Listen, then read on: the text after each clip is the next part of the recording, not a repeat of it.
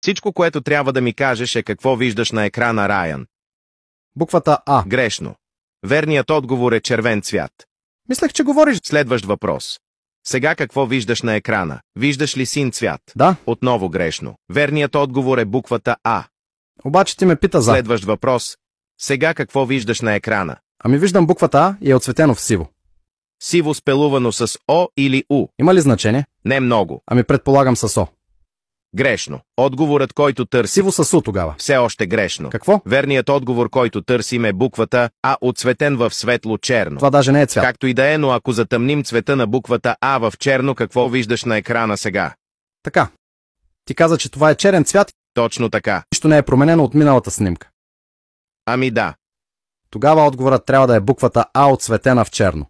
Райан, това е абсолютно грешно. Как? Верният отговор е 90 градуса завъртяна недовършена рисунка на Пак-Ман ядящ тик-так бомбонче.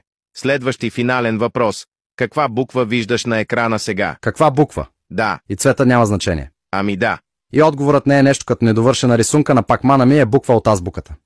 Това е вярно. Добре, ще го направя. Трябва да е буквата А. Грешно. Абе как бе? Верният отговор е много заумната буква Б.